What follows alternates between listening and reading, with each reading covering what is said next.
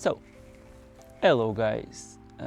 Today I'm going to explain you how the selection tools in Photoshop work.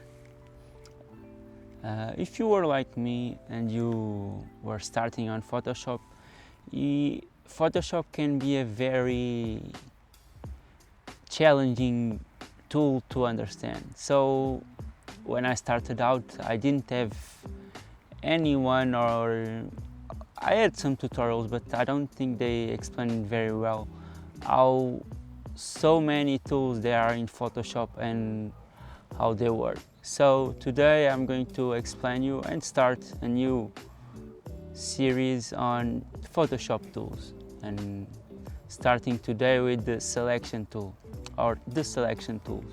So what are the selection tools and why you need them? You need the selection tools because, for example, if you want to edit something in particular on your photo, you need to select it so you can make the adjustments only on that thing. For example, if you want to select the whole image, you can do it. For example, if you want to only select the highlights, you can also do it.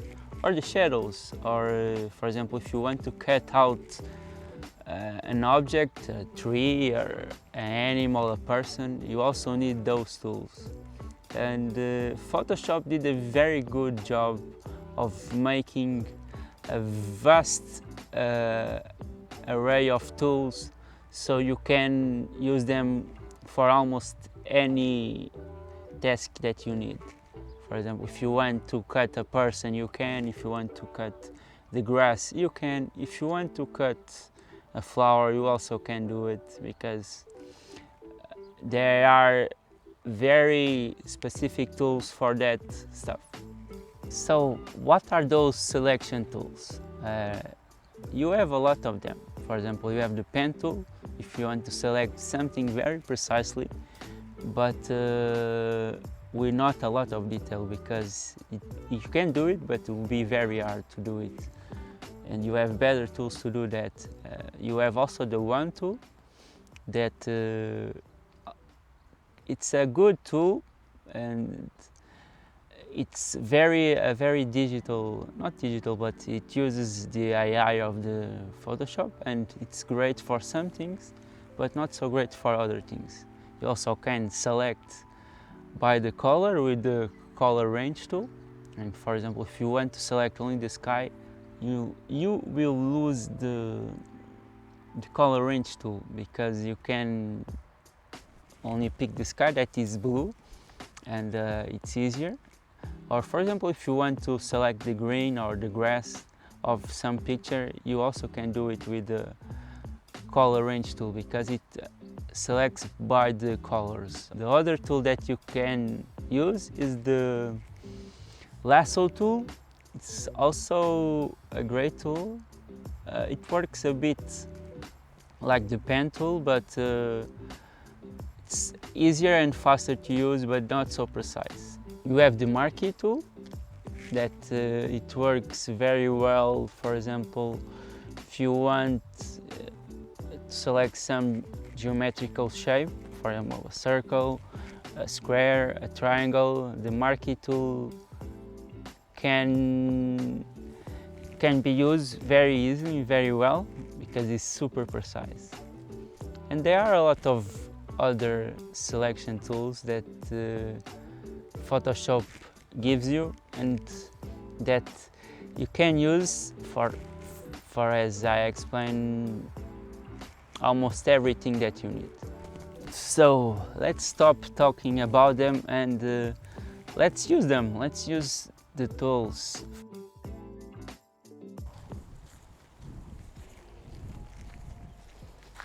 So, for example, if you want to select this tree, as you can see, it's green, and everything around it, almost everything, the ground is yellow and the sky is blue. So you can use the color range tool, and you select and pick the green on this tree, and it will give you a very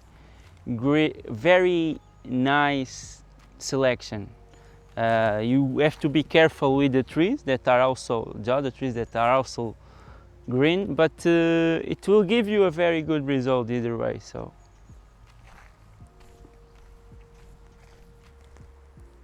the other tool that you can use to select things is the quick selection tool. And with this tool it works by using the contrast in the image. So for example, if I want to select this leaf, the only thing that you need to do is to click on it and to make sure it is on a high contrasty area, because it works much better in that way. So here you have the blue sky and the red leaf and it works great. But for example, if I put the red leaf here on my skin, almost it will be much harder to do, because it's almost the same color as my arm.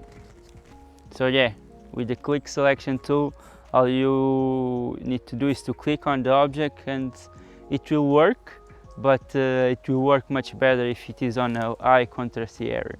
And you can improve the contrast of the image to make the selection easier.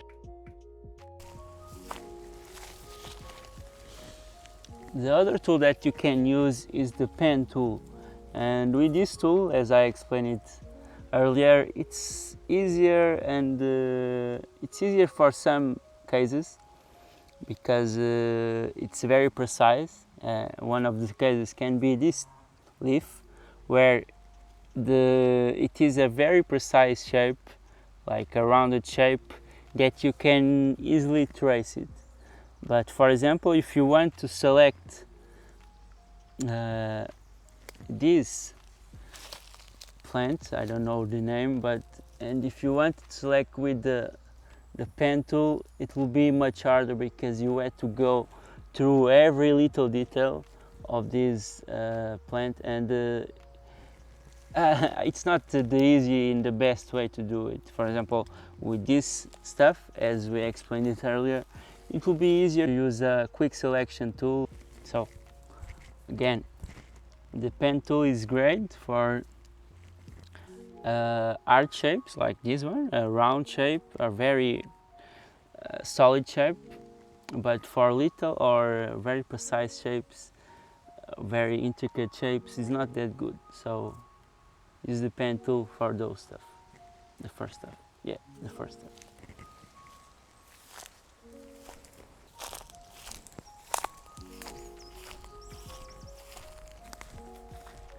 Another great tool and very useful tool that is used a lot of the times, it's the marquee tool. And with the marquee tool, it works by using a geometrical shape to make a selection. For example, if you wanted here to select only the sky and to change the sky, the color of the sky, or the blurriness of the sky or something, if you wanted to make an adjustment, all you need to do is to grab the marquee tool and make a square here, and it will easily select that part. The downside of the marquee tool is that it doesn't use the information of the photo. It only uses your input. So if you make a square, it will make a square on the photo, and it will make a selection of the square on the photo. So yeah, that's that. But it's a great tool either way.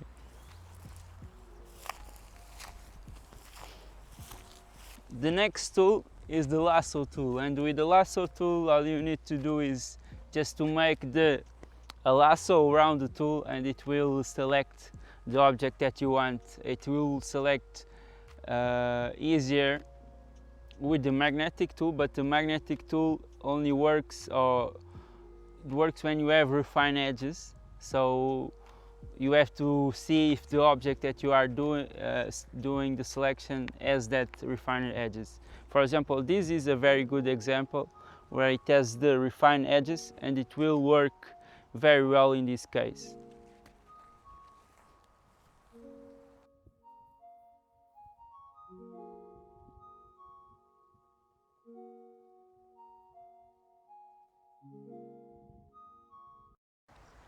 So now that you had some of the tools explained, the tools that you need to select certain objects in the photo, Make a exercise with me.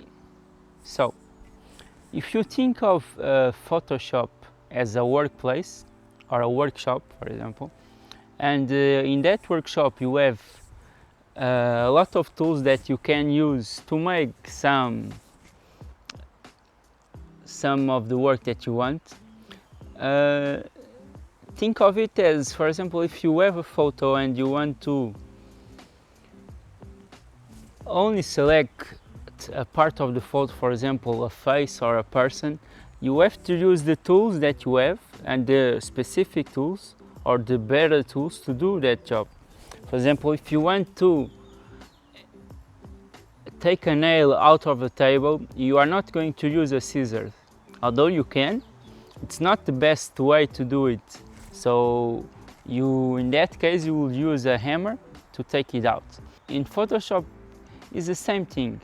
And if you think about it that way, it's going to be much easier for you in the long term. So next time you come to Photoshop, think of it as a workspace or workshop, and in the side you have all the tools that you want or you need to make the work that you want, and not as a very complicated thing that you have here that you never use it. So yeah, that's it. So there we go. We got the selection tools a bit explained. Of course, there are a lot of things that you need to know more about the selection tools, but here we got some of the basics down, and you can apply it every time you go to work on Photoshop.